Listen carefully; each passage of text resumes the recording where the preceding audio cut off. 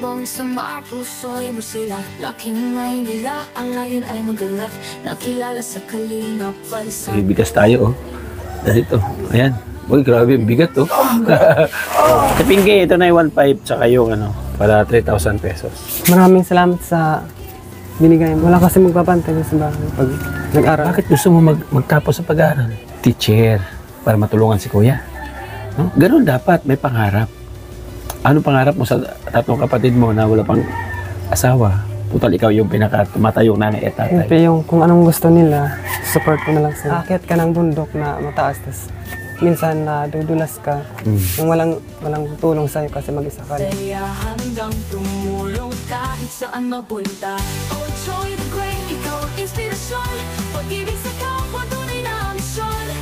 Umulan na na umaraw, di ka titigas sa bawat tulong. Puso'y humihilom.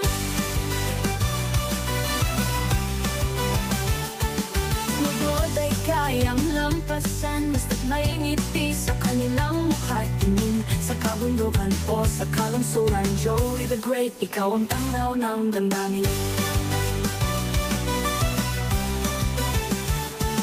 Bawat hakbang dala ang pangarap sa kapos palad. Ikaw ang paglingap, walang iniinda. Kahirap ay dumaan ang pagmamahal mo yung damang sambayanan. Oh, Joey the Great, ikaw ang inspirasyon. Pag-ibig sa kapwa, tunay na misyon. Umulan na umaraw, di ka titilis sa bawat tulong. Puso'y humihilom. Laki akong hirap, alam ko ang pait. Pakiramdam na mahirap sa pusin at kapatid. Hindi isang player, mission ko ay malinaw. Matapot ng tulong sa kahit anong araw. Walang tirahan, may sakit man o baka matanda na ngangailangan sila'y aking kasama. Katulad ni na Kuya Val at Kalingap Rob, ako para sa kapwa, sa tulong di titigil di ala. Betero pangarap ay tinayog-yogan sinabay. Kahit anong trabaho, puso'y tumatag sa hirap na tagumpay. Pagbibigay tulong, hindi kailanman magwakas. Imanday ng panahon, bawat pagsubok hinarap. Sa bawat hakbang, pangarap ay sinikat. Pag-iingat sa kapwa, kailanman di mawawala. Pag-ibig at tulong sa puso'y dala-dala. Ikaw ang lakas ng bawat isa.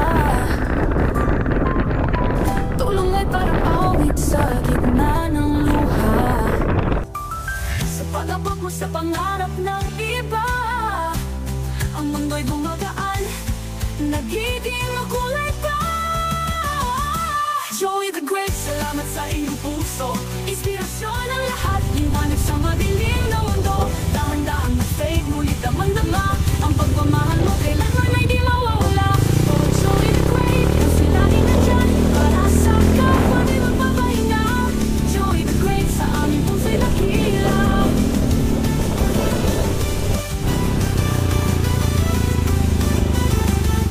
Joey the Great, kasi lagi nandyan para sa kapwa di magpapahinga. Joey the Great, sa aming puso'y dakila.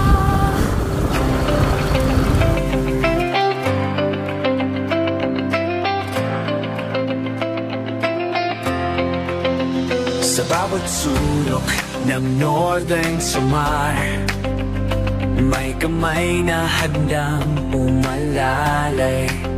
Hindi hadlang ang pagod at hirap, basta't may puso handang maglingap. Laging nagkakaisa, laging nagtutulungan para mapasaya kahit anong hirap. Init Andang tayo. maglingkod. Magandang hapon po mga Kalingap, shout out. Nandito tayo sa... Anong barangay ito, te? Ha? Barangay Silhagun, Mapanas, Northern Samar. I-update natin yung na-vlog natin dito. Yung magkakapatid, mga Kalingap, i-update po natin. Nadala tayong bigas nandun sa motor nili. Kasama natin, mga Kalingap, Nelson TV Official. At Rina TV Official, ating cameraman, guwapo. TV Mix Vlog. Ayan, si Limix TV. Bunso the Great, nandito rin. Ayan, si Bunso the Great. Ayan. Sa mga Kalingap, tara, samahan niyo po kami. Alamin po natin kung ano yung Kalagayan nila mula po nung nabisita natin at kaalamin, kumustahin po natin. Tara.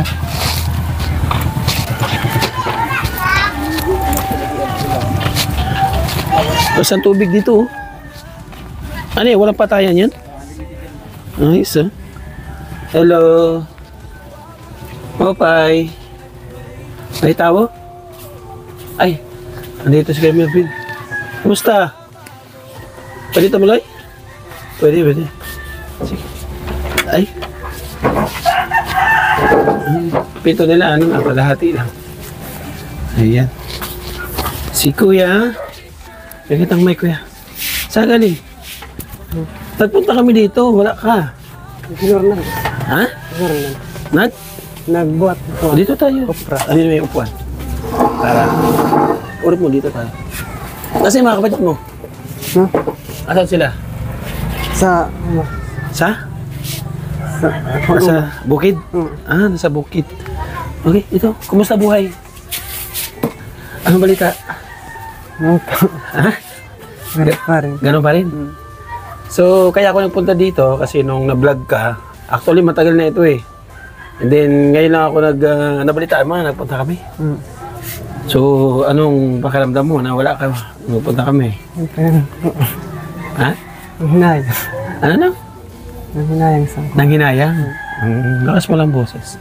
Para maganda yung ating usapan. Ano? Kasi nung na-vlog ka, may nakapansin. Nung in-upload ko sa YouTube. Sa Facebook, wala nakapansin. Pero doon sa YouTube, kahit pa paano, may nakapansin. Di ba sabi ko, pagka na-vlog kita, tapos mayroon nagbigay ng kunting tulong sa inyo, babalik ako. So kaya bumalik ako noon. Tapos ito ngayon, nagpa-message ako kay Lee, na sabi ko pagka ngayong Sabado, wag mong paalisin kung sakali nandoon. So, hindi ka umalis kanina? Hindi ka umalis dito? Hindi. Ah, okay. Kasi mga kapatid mo, wala dito? Nasa bukid silang lahat. Sa? Bukid. Bukid? Yung bunso mo? Ito lumabas. Lumabas? Ikaw lang talaga? Ah, maganda naman. Parang, alam yata nung darating ako, kaya nagsipagtaguan. Ikaw, kumusta? Ganun pa rin. Walang Walang pinagbago. Eh, yung buhay mo? Yung hanap buhay mo, ganun pa rin? Wala na kasi. Ha? Wala na. Ano. Hindi ka na bubuhat ng kopra? Wala na yan. Ano, bitaw Wala ka na na. yan ang kukuanan. Ito si ate, oh. Halika rito, take kwentuhan tayo, te. Kasi yung kapatid niya, mga kalinga po. Tingnan mo nga doon, kapatid niya. Ayun, si ate, oh.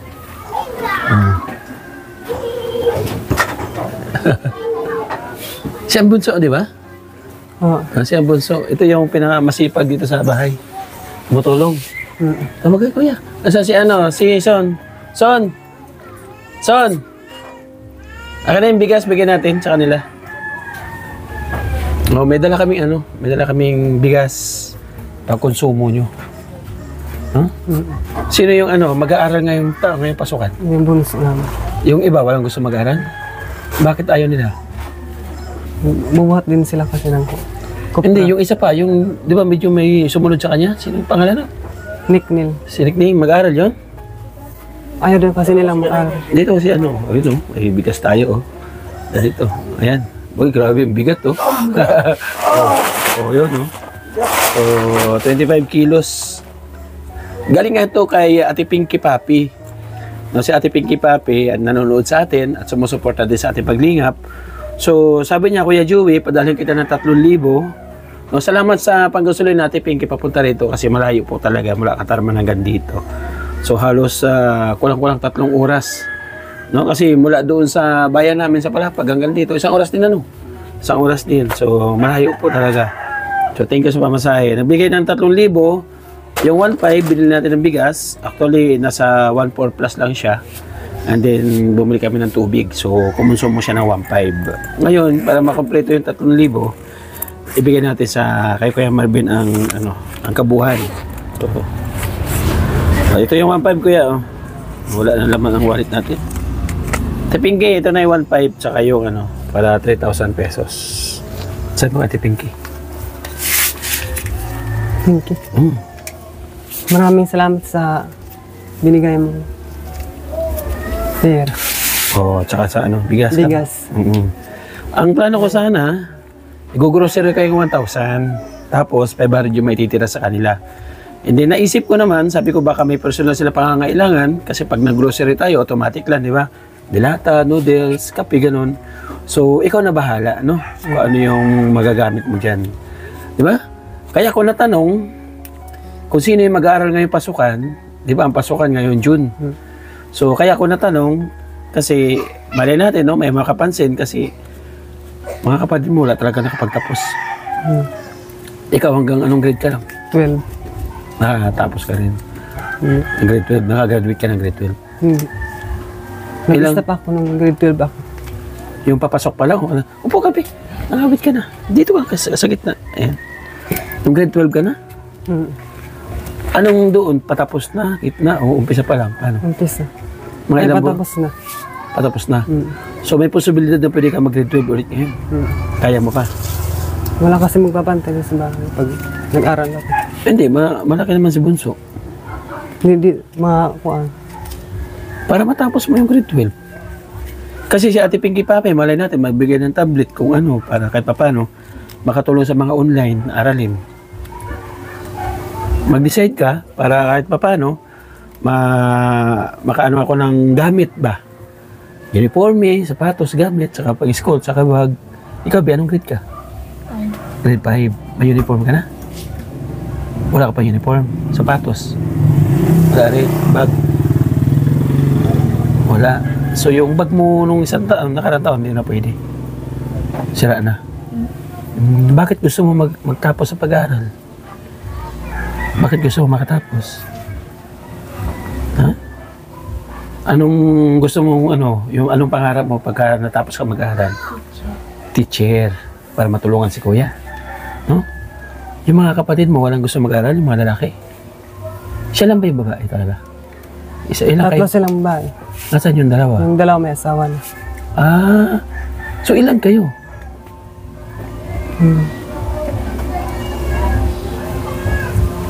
Pito. Magkapatid. Dito sa bahay, ilan kayo? 5. 6. Ay, Hindi sila siguro magkakasama. 6. 6 kayo dito. Tapos yung wala dito, ilan? Isa lang. Isa lang. Ibig sabihin, may nakatira dito na may asawa na. May asawa na. Pero hindi dito nakatira. Hindi dito. Kuya mo siya, ate. Sumunod sa akin. Mas matanda ka? Nauna pa mag-asawa sa'yo? Babae? Lalaki? Lalaki. Lalaki. Ikaw, ilan taon ka na ba? 22. So, mga 20 siya. Mga 20 o 21, gano'n, di ba? So, ibig sabihin, 7 kayo. Yung dalawa, may asawa na. So, 5 na lang kayo walang asawang mga magkakasama dito. So, ikaw yung tumatayo na nanay at tatay dito sa inyong 5. So, bukod sa kanya, yung 3, puro lalaki na. Puro lalaki na, no ba yun? Dito, ikaw lang yung babae. So, maasahan talaga yung babae, nakita nyo, di ba? Nag-ano ng mga plato, naghuhugas, yun yung mga kayang gawin, luto, sinaing, marunong ka magsaing. So, ikaw yung tumutulong-tulong dito, paghugas ng plato. Yun. Paglabas, sino? Ikaw pa rin. So, ano ka, ha? Babae, siya pa yung bunso. Tapos yung mga kapatid, yung mga lalaki, talagang nandito lahat yung mga gawaing bahay sa kanya. So, sikapin mo, makapag-teacher ka, ha? Kumusta yung grade mo sa school? Ha? Mahina. Kumusta yung grade mo sa school? Maganda naman. Pasado. Ha? Di mo alam. Ba't natigil siya nakarang taon? Nag-aral siya. Sa grade 5? So ngayon grade 6 siya? Graduating siya sunod na taon. So ayun, kaya ako natanong, so wala pa siyang gamit. Lahat totally wala. Kahit lapis, papel, wala pa. Ha? Wala talaga? Wala daw talaga. Sigaw, Kuya Melvin, ayaw mag-aral matapos yung grade 12? Hindi na kasi walang magbabantay niya sa bahay. Sa mga anak mo? Kapatid ko. Mga kapatid mo. Doon sa 3 kapatid mo na yung 3 na lalaki, di ba? Kaysa sa maghakot sila, magpalaboy-laboy lang. So, walang gusto mag-aral. Kausapin mo maayos. Sinasabihan ko maganda- lang sila pero ayaw talaga mag-aral. Maganda yung maganda yung may edukasyon, maganda yung may matutunan tayo. 'Di ba? Ipursige mo sila kasi hindi pa naman huli ang lahat. No, mali natin, mayroong magbigay ng pagmamahal para makapag-aral ka talaga. Masarap yung mayroon tayong natutunan. Kasi yun yung kayamanan na hindi maagaw sa atin kailanman. 'Di ba? Yung kaalaman. Kaya para hindi matulad sa inyo, sa magulang nyo, yung kanilang buhay, so kailangan makapagtapos. Di mo siya may pangarap, teacher. So, paano lang kaya kung maging teacher ito ng Silagud Elementary School, balang araw, di ba? So, ganun dapat, may pangarap. Ano pangarap mo sa tatlong kapatid mo na wala pang asawa? Total, ikaw yung pinaka-tumatayong nanay at tatay. Siyempre yung kung anong gusto nila, support ko na lang sila. Ah. Kung maging teacher siya. So, kaya palang gusto nila ayaw mag-aral, support ka rin. So, hindi dapat ganun. I-explain mo, paliwanag mo. Pero ang pagpapaliwanag, hindi galit. Huwag mong paliwanagin ang pinapagalitan sila. No? Paliwanagin mo sila, pagharap-harapin mo, sabihin mo, alam mo mga pangalan, pwede ba tayo mag-usap-usap? No? Pwede ba tayo mag-usap-usap? Seryoso. Kasi mayroong gustong tumulong na pag-aralin kayo. Isang magandang pagkakataon ito para may pagpatuloy yung pag-aaral. Yung anong natapos ng tatlo?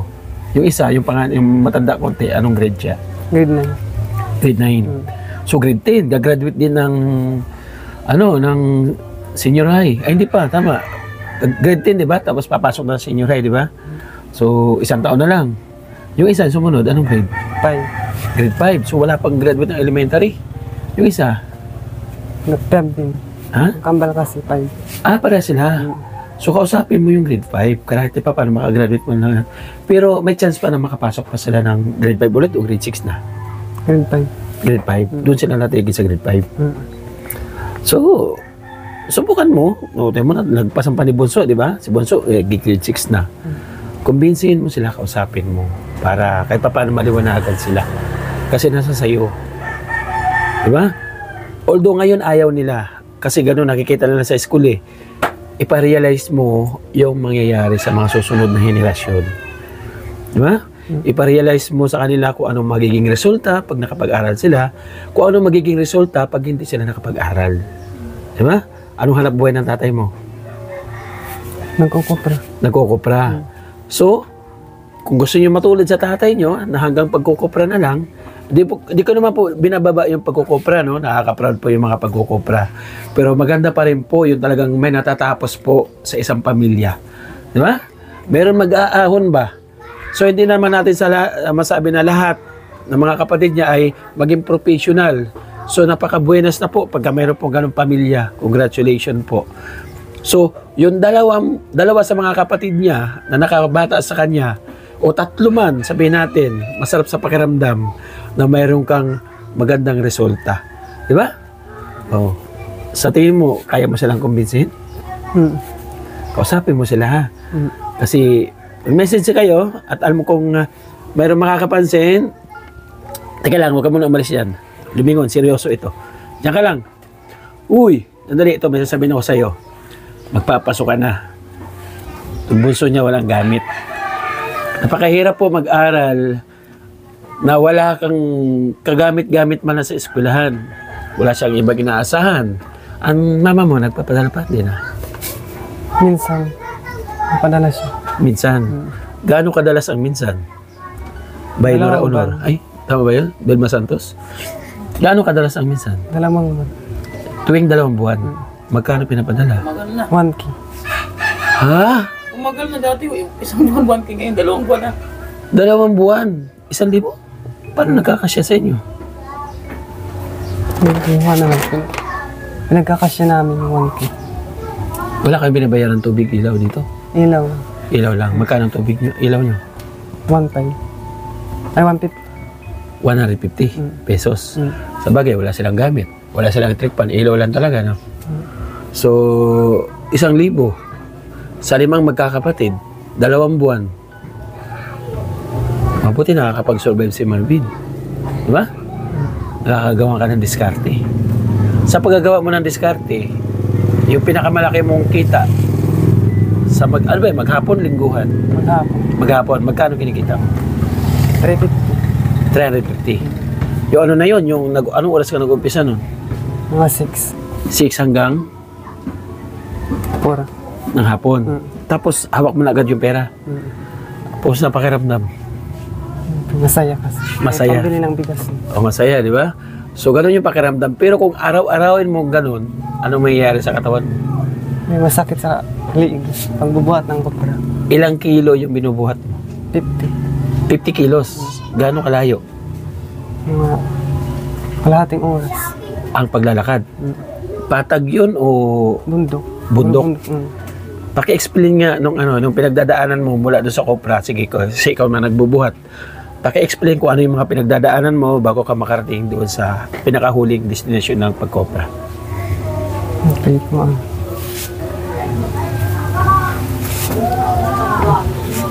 Sige, lakas mo. Halimbawa, bubuhatin mo yung kopra, di ba? Sa bundok. O paliwanag mo kung ano yung mga pinagdadaanan mo bago may baba yung kopra.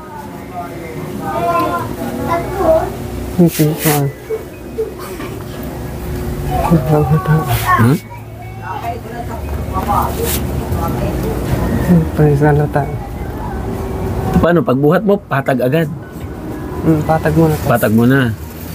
Tapos mga ilang minuto, paano yung daanan? Pababa na ulit Baba. o pataas? Papataas. Hmm. Hindi babuhat. Teka lang. Ipaliwanag mo ng mabuti at i-imagine namin ang pagpapaliwanag mo. Di ba? Para kahit papaano, ma-analyze namin kung gaano kahirap ang magbuhat ng 50 kilos sa kasinlaki ni Marvin. O sige, Mid, explain mo. Bubuhatin yung kopra, tas maglalakad ka ng mga 1 minute, tas may kung aakyat ka ng bundok na mataas, tas minsan na dudulas ka yung walang tulong sa'yo kasi mag-isa ka lang, tas ipilitin mong mabuhat yung dala mo na para lang May baba mo. may baba yung dala mo, tas Ano yung pangbuhat mo? Nakasako lang siya o... sako. Sige nga, ito, halimbawa sako. Sige, bigyan mo kami ng halimbawa. Halimbawa ito, kopra. Sige daw, tayo ka, buhatin mo siya. Paano mo siya bubuhatin? Yan. Pag ganyan. Lalakad mo na. Ganon ka hirap pagka nagbuhat ka na ano? 50 kilos? Hindi ka na out balance sa... Minsan na paano kung halimbawa maulan? hindi, madalas nadudulas ka kasi madulas yung daan. Hindi ka delikado na madaganan ka ng 50 kilos na kopra? Minsan Sa liit ng katawan? nababagsakan ako ng dalak. Ano ang pagkain nun? Libre o sarili mong provide ang pagkain? Sarili. Sarili mong pagkain. Dumating na sa point na magbubuhat ka ng kopra, wala ka pang kain? Hindi pa naman. So Pag talagang... uwi, wala din pagka.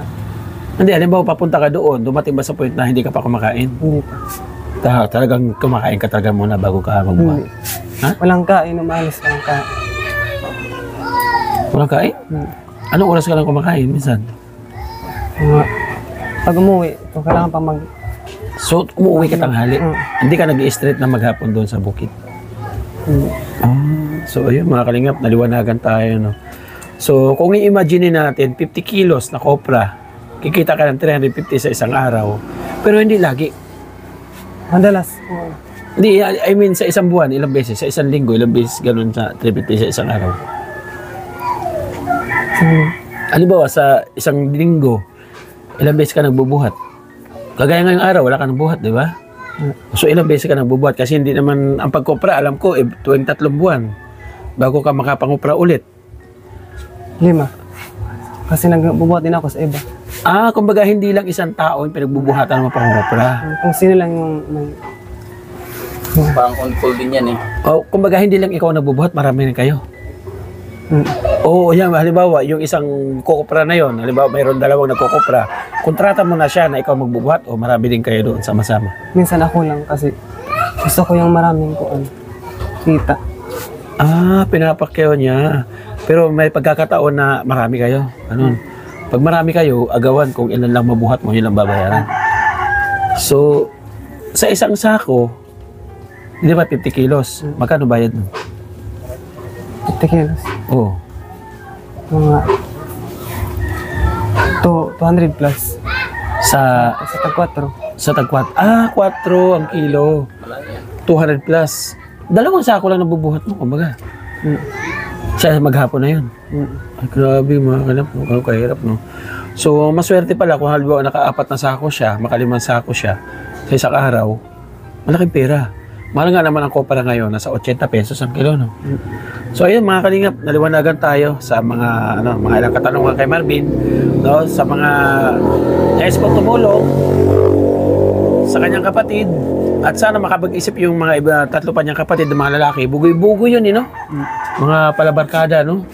Ipamulat mo sa kanila na mag-aral. Huwag mong ipamulat na yung pagiging pabarkada. No? Maswerte na lang kung mapunta tayo sa mga barkada may malasakit sa atin. So, sana naman huwag mapunta doon sa mga barkada na sila yung sisira para sa kinabukasan natin. Ano? Biba yung malapit na pasukan, baka gusto kong mag-request sa mga nanonood natin para magkaroon ka ng bag. No? May uniform ba dyan sa school o kahit civilian lang pwede? Meron. May uniform talaga. Sapatos. Civilian. Hindi, pagka Lunes, kailangan uniform yan, di ba? Sapatos talaga. So, may uniform pa rin yan. Kahit na nandito sa bukid. So, ikaw, wala ka talagang planong magtapos yung grade 12? Meron. Wala talaga. Isang taon na lang, sayang. Kasi pagka natapos mo yung grade 12, kahit paano, tatanggapin ka na rin sa mga... Pero kung nandito yung mama ko, baka mag-aral. Okay, sana nandito. Speaking of mama mo, may plano ba siyang umuwi? Ang uwi sana siya kasi wala siyang pamasahe. Ngayong Ay? Wala talaga siyang kinikita, no? Nanglalaban lang kasi siya. Di ba sabi mo doon siya nakikita sa kaibigan niya? So, gusto niyang umuwi dito. Wala siyang pamasahe. Ayun mga kalingap, na anuhan tayo, na meron tayo panibagong nalaman kay Kuya Marvin. So, gusto pala niya makasama yung mga anak niya. Baka sa hirap ng buhay sa Maynila, ikipagsapalaran siya, wala siyang maipon ng pamasahe. Ang pamasahe po, nasa di ba? 3,000 kaya, mapunta rito, no? Kaya na, no? 3,000.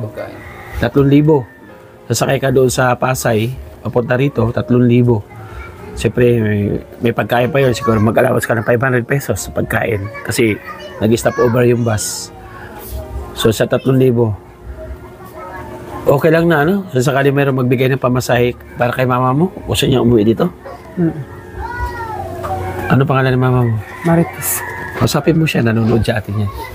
Yung mama. Oo, nanonood sa atin yan. Usapin mo. Sige na, sabi mo, ma, sana mayroong magbigay ng pamasahe sa'yo para makauwi at makasama ka namin. Ma, kung sakaling may magbigay ng pera na pwedeng pamasahe. Uwi na siya. Oo. Tapos mag-aaral ka. Mag-aaral pag may... Malay natin, no? Sa ganda ng pwesto niyo rito, pag umuwi si mama mo, mapaayos yung bahay at mabigyan ka ng negosyo dito sa harapan. At sama-sama na kayo magkakapatid. Di ba? So ayun mga kalingap, maraming salamat po. Sana nagkaroon ng konting medyo mahaba yung aming usapan, seryoso.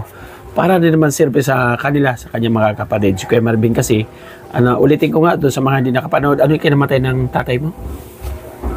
Sakit sa... Sakit. So ilang taon na namamatay ang tatay mo? 2 years. Pagkamatay niya, paano umalis si mama mo? Anong nangyari? Naghanap ng... Pamilya. Naghanap. Naghanap ng pera. Tapos, Nagbubat din kasi siya ng opera nung nandito siya. sino? Mama ko. Bubatid? Ah? Ilang taon na siya doon sa Manila? Mga 2 years. Magdadalawang taon na. So, sa hirap ng kalagayan niya doon, 2 buwan, 1,000 ang pinapadala. Ranas ko yun, napakahirap po makipagsapalaran sa Manila kung lalo at wala kang regular na trabaho. Yung kada linggo, kada buwan, may ana sa kasahod. siguro kung ang paglalabanan niya, may kontrata lang sa mga kaibigan niya. So ngayon, saan siya nakatira doon? Wala kang idea?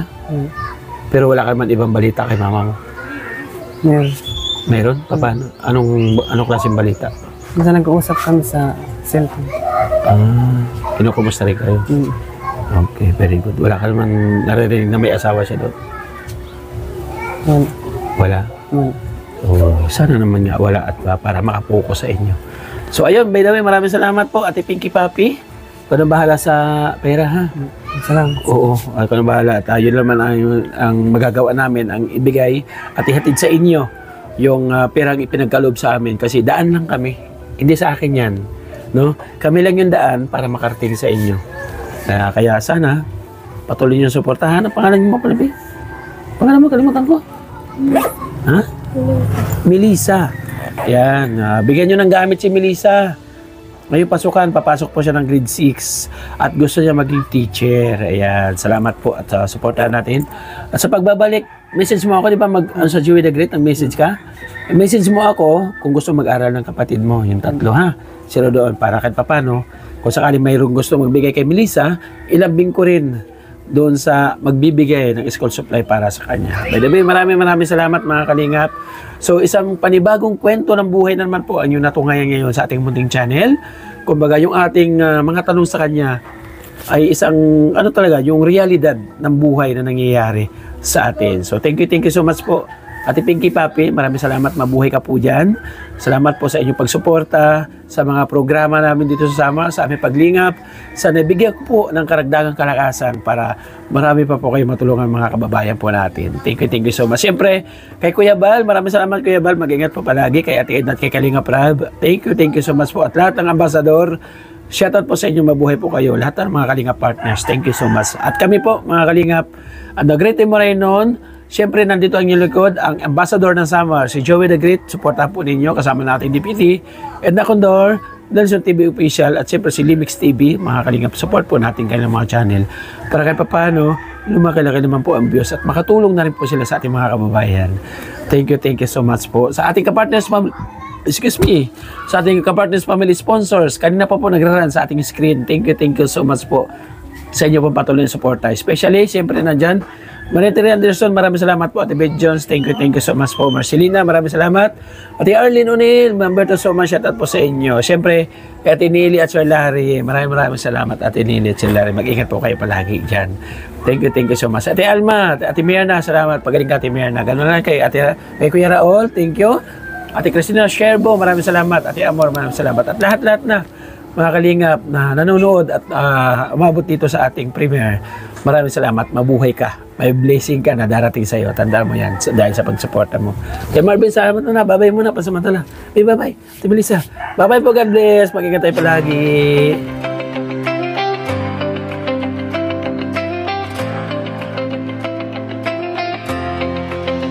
Sa bawat sulok ng Northern Samar, may kamay na handang umalalay.